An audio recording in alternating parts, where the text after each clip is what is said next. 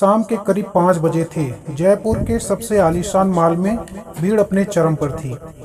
Air condition से ठंडा माहौल, चमकदार फर्श और महंगी दुकानों की रोशनी से पूरा मॉल किसी 5 सितारा होटल जैसा लगता था।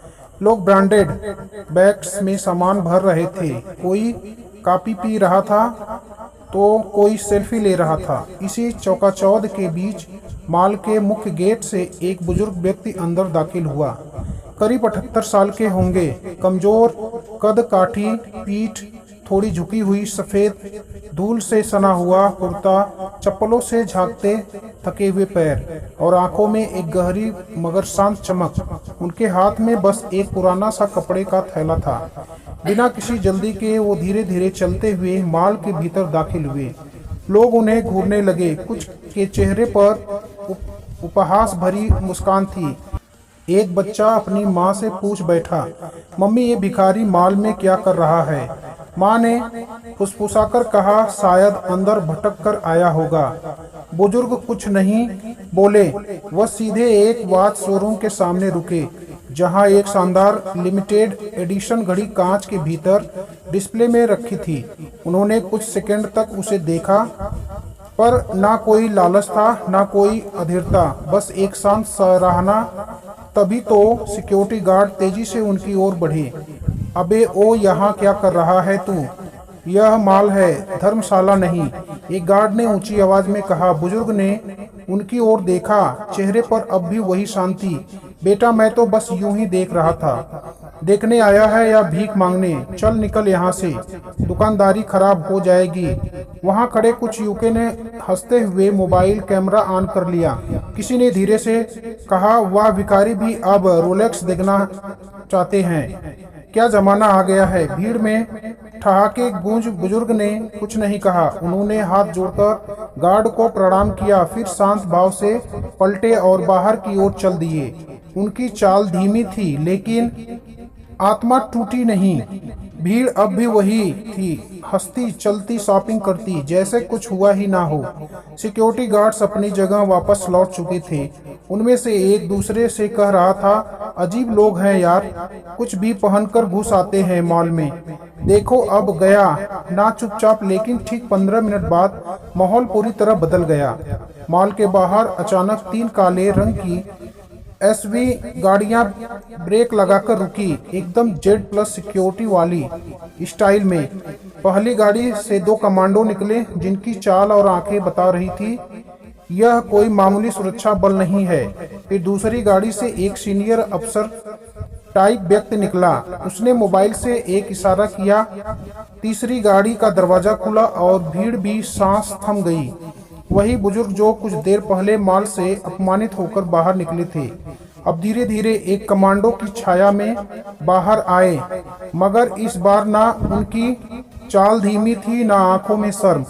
उनके चेहरे पर वही शांत मुस्कान थी, मगर अब आंखों में आत्मविश्वास की एक चमक थी, जो सिर्फ उन लोगों में होती है जिन्होंने इतिहास बनाया हो।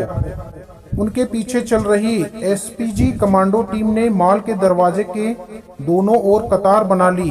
अंदर मौजूद लोगों को समझ ही नहीं आ रहा था कि हो क्या रहा है। शॉपिंग करने आए लोग रुक गए, मोबाइल कैमरे चालू हो गए। जो लोग पहले हंस रहे थे, अब स्तब्ध होकर वही बुजुर्ग देख रहे थे जिन्हें उन्होंने नजरअंदाज किया था। मॉल मैनेजर, अब भी चीफ सिक्योरिटी अफसर दौड़ते हुए गेट पर पहुंचे। सर, हमें माफ कीजिए, हम आपको पहचान नहीं पाए। सर, यह बहुत बड़ी गलती हो गई। लेकिन बुजुर्ग ने कोई नाराजगी नहीं दिखाई।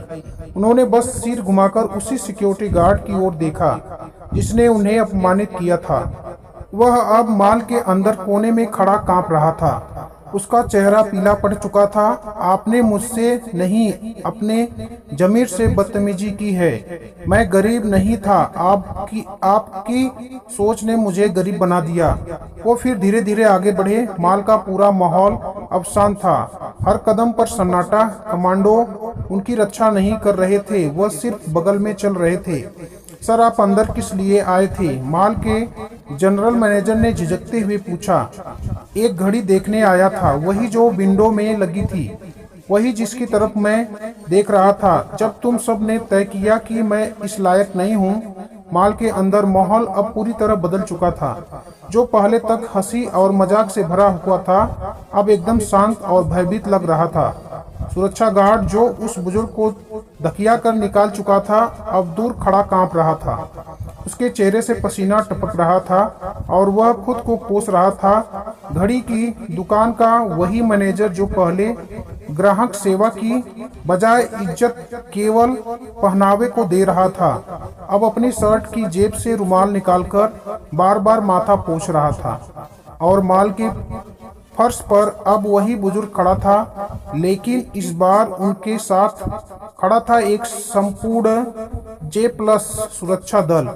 उनकी आंखों में कोई क्रोध नहीं था, कोई बदले की भावना नहीं थी, बस वही शांत गहरी स्थिर निगाहें जो अब सबको भीतर तक चीर रही थी। एसपीजी में से एक अफसर आगे आया और बोला, सर हम तुरंत आपको ले चलते हैं। आपसे बिना इंफॉर्मेशन लिए माल में घुसना हमारे प्रोटोकॉल का उल्लंघन था। माफ कीजिए, बुजुर्ग ने धीमे से हाथ उठाया और कहा, मैं यहाँ इंसान बनकर आया था, पद लेकर नहीं। यह माल मेरे पास कोर्ट का नहीं, मेरे व्यवहार का इम्तिहान था। अब माल का डायरेक्टर खुद दौड़ते हुए आया और बुजुर्ग के सामने झुक गया। सर हमें नहीं पता था कि आप कौन हैं। अगर जानते तो। बुजुर्ग ने बातचीत में ही रोक दी। समस्या यह नहीं कि तुम नहीं जानते थे मैं कौन हूँ, समस्या यह है कि तुम मानते हो कि सम्मान जानने से आता है, समझने से नहीं। अब तक मीडिया के कैमरे भी माल के बाहर लग चुके थे। कुछ लोग बाहर निकलकर कॉल कर रहे थे, भाई माल में जो बुढ़ा निकला था वह कोई बड़ा आदमी निकला, पूरी सिक्योरिटी के साथ लौटा है। अंदर माल का हर स्टाफ लाइन से खड़ा था। कुछ चेहरे पर शर्म थी, कुछ के आंसुओं में क्षमा थी, प्रार्थना। घड़ी की दुकान का वही मैनेजर सामने आया और बुजुर्ग के सामने घुटनों पर बैठ गया।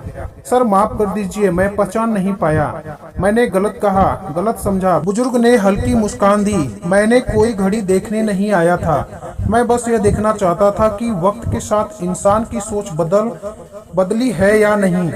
वो फिर से दुकान के सामने खड़े हुए। इस बार किसी ने उन्हें नहीं रोका।